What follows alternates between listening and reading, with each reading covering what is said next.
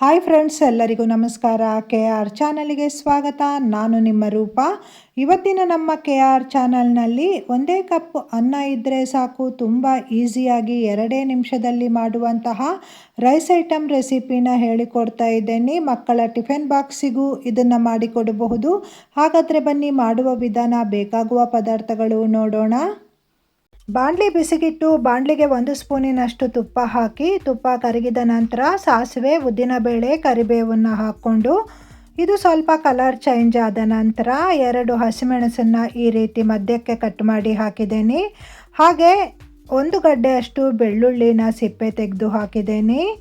ಈ ಎಲ್ಲ ಪದಾರ್ಥಗಳನ್ನು ಫ್ರೈ ಮಾಡಬೇಕು.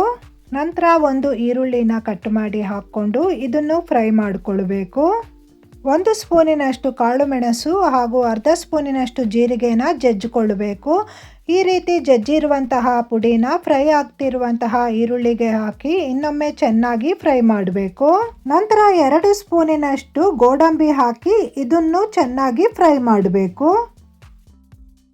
ನೋಡಿ, ಈ ಎಲ್ಲ ಪದಾರ್ಥಗಳು ಚೆನ್ನಾಗಿ ಫ್ರೈ ಆದ ನಂತರ ಇದಕ್ಕೆ ರುಚಿಗೆ ತಕ್ಕಷ್ಟು ಉಪ್ಪು ಹಾಕಬೇಕು. ನಾನಿಲ್ಲಿ 1 ಸ್ಪೂನಿನಷ್ಟು ಉಪ್ಪು ಹಾಕಿದ್ದೇನೆ. ಉಪ್ಪು ಹಾಕಿದ ನಂತರ ಇನ್ನೊಮ್ಮೆ ಚೆನ್ನಾಗಿ ಮಿಕ್ಸ್ ಮಾಡಿ ಚಿಕ್ಕದಾಗಿ ಕಟ್ ಮಾಡಿರುವಂತಹ ಕೊತ್ತಂಬರಿ ಸೊಪ್ಪನ್ನು ಹಾಕಿದ್ದೇನೆ.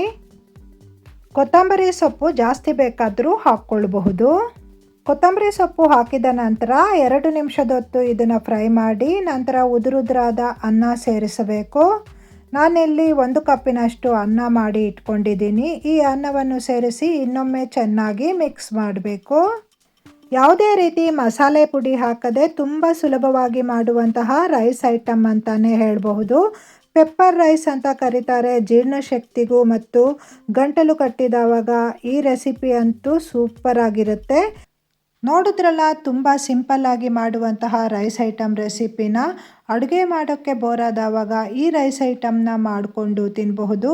ನೀವು ಟ್ರೈ ಮಾಡಿ ನೋಡಿ, ಹೇಗಾಗಿದೆ ಅಂತ ನನಗೆ ಕಮೆಂಟ್ ಮೂಲಕ ತಿಳಿಸಿ. ವಿಡಿಯೋಗೊಂದು ಲೈಕ್ ಕೊಡಿ, ಶೇರ್ ಮಾಡಿ. ವಿಡಿಯೋ ನೋಡಿದ ನಿಮಗೆಲ್ಲರಿಗೂ ಧನ್ಯವಾದಗಳು.